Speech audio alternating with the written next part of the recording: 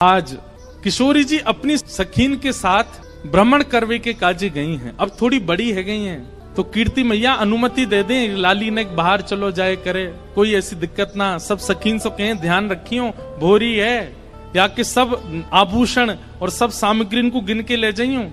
किशोरी जी आज यमुना तट देखने की जिद करती हैं और सब सखीन के साथ यमुना तट गई हैं। यमुना जी की अविरल धारा देख करके किशोरी जी तो वहीं बैठ गई और सब सखीन से बोली, आज यहीं कछु पामेंगी, यहीं कछु भोजन करेंगी, जाओ वन में से कछु फल ले आओ, वन में से कछु पुष्प ले आओ, एक दूसरे को श्रृंगार करेंगी और यहीं फल को सेवन करेंगी।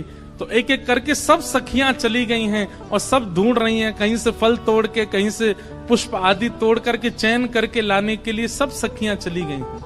इतने में ही यमुना जी के उस पार नंद भवन है और नंद भवन से श्री ठाकुर जी खेलने के लिए आ रहे हैं यमुना तट पर। ठाकुर जी पहुंच गए।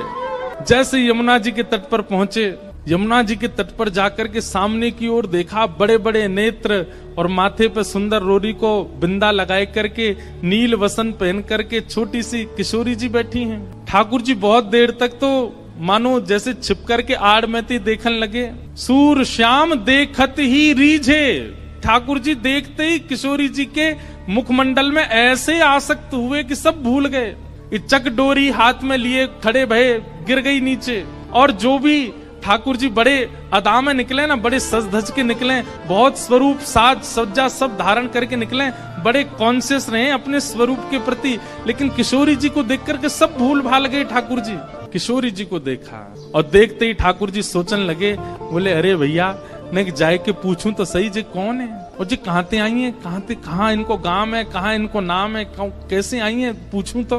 वहां सामने छोटी सी किशोरी जी बैठी है, यहाँ ठाकुर जी पीत वस्त्र पहन करके आए। किशोरी जी अपलक नेत्रों से यमुना जी को देख रही हैं। ठाकुर जी आए, थोड़ी आगे आकर के ऐसी अदा करने लगे कि किशोरी जी की नेक दृष्टि पड़े। कछु गान लगे, कछु करन लगे, कछु ऐसे इशारे करन लगे कि किशोरी जी की नेक दृष्टि पड़े लाला पे। इतने में ठाकुर जी के स्वर सुनकर के किशोरी जी ने नेत्र उठाए करके देखो, और जैसे ही किशोरी जी की दृष्टि पड़ी ठाकुर जी पर, ठाकुर जी पूछ रहे हैं, अरे गोरी तुम कौन हो, आप कहाँ रहती हो, आपके पिताजी कौन है, और मैंने पहले तो आपको कभी देखो नहीं यहाँ पे, इतने बरस मो यहाँ रहते भये गए। तो किशोरी जी बोली, हाँ देखे हुए में लग रहे हो कि 50 साल के तो होंगे तुम। नेक्स्ट से हैं, और नेक्स्ट से किशोरी जी तो पूछ रहे हैं कि मैं इतने सालन ते आ रहा हूँ, मैंने तो आपको देखो नहीं, आपको घर कहाँ है और आपके पिताजी कौन है। किशोरी जी बोली, अरे हम वृषभानु जी की लाली हैं और बरसानो हमारो घर है, वहीं रंग महल में हम रहमे, और यहाँ हमारो खेलवे को कोई प्रयोजन नहीं है, हमारो भवन इतना बड़ा हम वहीं खेलती रहे। अरे जब ते जन्म भयो तब ते आज तक हमने तो अपनो पूरा भवन देखो ही नहीं, इतना बड़ा भवन है हमारे पिताजी को, हमें कहाँ जरूरत पड़ी यहाँ आके खेलवे की। ठाकुर जी बोले, तो फिर अपने भवन में ही खेल लो, काय को आई हो यहाँ पे, यहाँ काय को डोल रही हो, ऐसी छोटी सी हो, कोई हरण करके ले जाएगा तुम्हारो। किशोरी जी बोली, वो तो आज सखीन को मन हो कि यमुना तट पे चलें, या हमारे हम उनके संग आए गई हैं, बाकी तो या स्थान में हमारे बरसाने में मना करी गई है कि जमुना तट और जमुना के पल्ली पार जानो ही नहीं है। ठाकुर जी बोले, वो काय को, बोले हमारे बरसाने में ऐसो कहवे कहा कि जमुना के तट पे और जमुना के पल्ली पार एक छोरा डोले, और वह छोरा को नाम तो मैं ना लूंगी, ऐसो सुनो वह को नाम गावे तो प्रकट है जाए। ठाकुर जी बोले, अच्छा कोई और पता, हाँ नंद जी को लाला है, वो नंद जी को छोरा, बाकी पिताजी को नाम नंद है। वाके काजे हमारे पूरे बरसाने में ऐसा हल्ला है कि वो चोरी करे, माखन की दही की चोरी करे। अब भैया पहले तो चोरी छोटी छोटी वस्तुओं की होवे, धीरे धीरे फिर चोर निपुण है जाए तो बड़ी बड़ी वस्तुओं ने चोरी करे। अब हमें तो ऐसा लगे नंद जी को छोरा दही और माखन की चोरी करे, कहीं हम यहाँ आ गए, हम तो बड़े घर की बेटी हैं, हमारे गले में ऐसे सुंदर सुंदर नवलखा के हार हैं, हमारे कानन में ऐसे महंगे महंगे कुंडल हैं, हमारे ऐसे ऐसे कड़ूला हैं, कहीं वाह को मन आ गया और सब हरण करके ले गए तो या हमारे, हम तो यहाँ आमे ही ना है वाह के डर के मारे। इतने में ही ठाकुर जी नीची नजर करके सुनने बोले, अच्छा किशोरी जी बोली, अच्छा तुमने देखो वो नंद जी को छोरा, तुम जानो भाई। ठाकुर जी बोले, वैसे बहुत बदनाम है बेचारो, ऐसो है ना है वो, मैं तो भाई बहुत अच्छे से जानू, वो ऐसो है ना है, बहुत सीध हो भोर हो है, बेचारो वाह यूं लगे कि घर में दही खाऊंगो, घर में मक्खन खाऊंगो, मेरी मैया बूढ़ी है गई है, वाकू दही बिलोनो पड़ेगो, बूढ़ी बाड़ी मैया की सेवा करनी चाहिए, वासो काम नहीं करानो चाहिए, या हमारे दूसरे के घर जाके दही खायावे। और इन गोपीन ने वहां पे झूठ और चोरी को आरोप लगाई दियो। मैं तुम्हें सांची बता रहा हूं। किशोरी जी बोली, जा तरीका से आप पक्ष ले रहे हो और जा तरीका से तुम्हारे नैन मटक रहे हैं, बातें तो यूं लग रही है कहीं तुम ही तो नहीं हो नंद के लाला। ठाकुर जी की मुस्कान देख करके किशोरी जी उठ के खड़ी गई, अरे तुम ही हो नंद के लाला, मैं अभी भाग रही हूँ, रुको। अरे अरे ललिता, अरे विशाखा, कहाँ को चली गई? अरे देख वही चोर आए गए, और जाके हम सब चर्चा कर रहे। ठाकुर जी दौड़ करके गए, सामने जाके बैठ गए हाथ जोड़ करके, और कहा कह रहे हैं, तुम्हारो कछु चुरायो हमने? किशोरी जी बोली, अभी तक तो नहीं चुरायो, आगे की पतो नहीं है।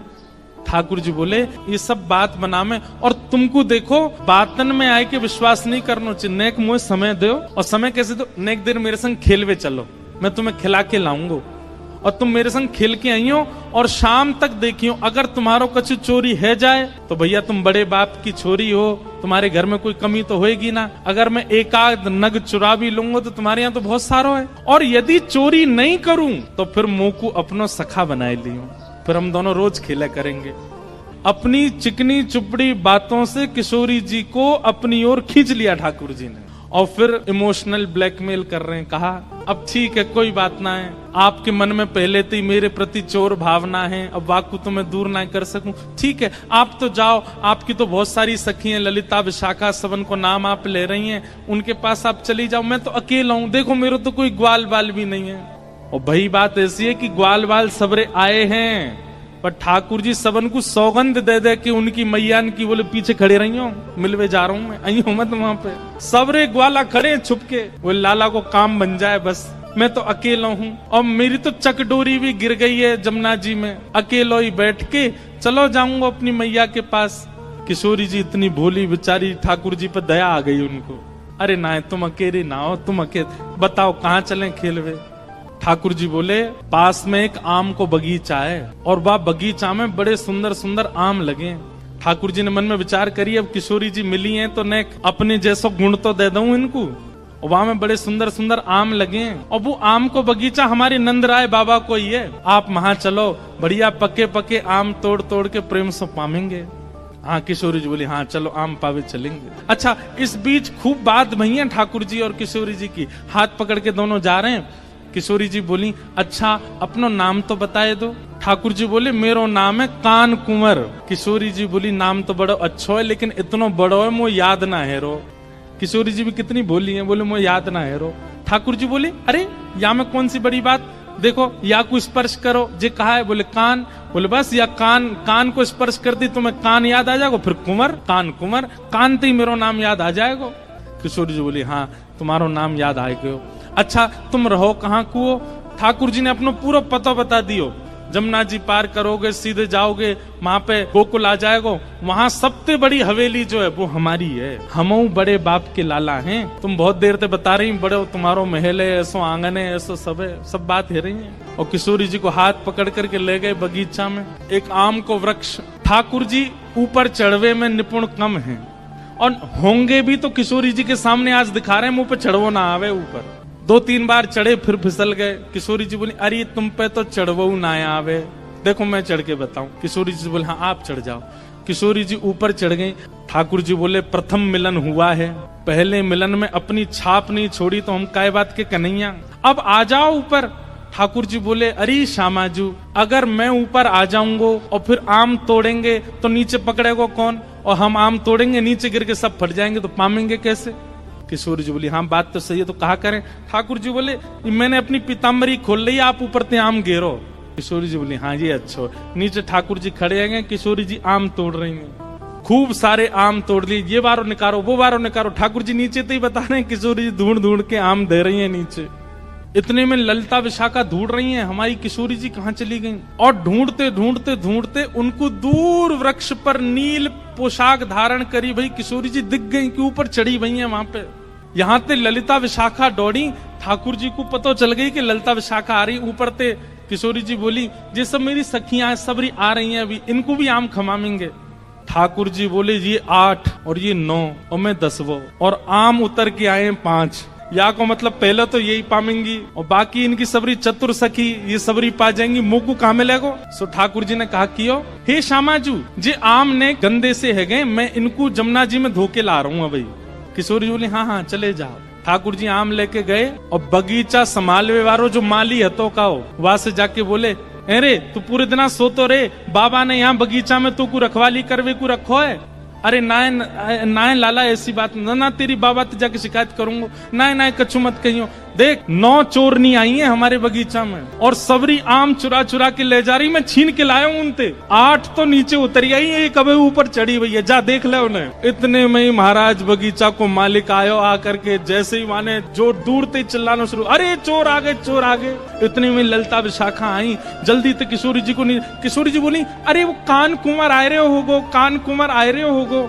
ललता जी बोली भागो यहाँ ते, जान बचाओ। जैसे तैसे किशोरी जी को लेकर के भागी वहां ते। ठाकुर जी प्रेम से अब आनंद में आगे बोले, हाँ अब नेक बढ़िया है ना, छाप छूट गई नेक। ये प्रथम लीला है, प्रथम मिलन है किशोरी जी और ठाकुर जी का। लेकिन ठाकुर जी ने लीला तो कर दी, लेकिन यहाँ स्थिति ये हो गई कि ठाकुर जी वापस गए और ठाकुर जी के मन में किशोरी जी की रूप माधुरी ऐसी बस गई है।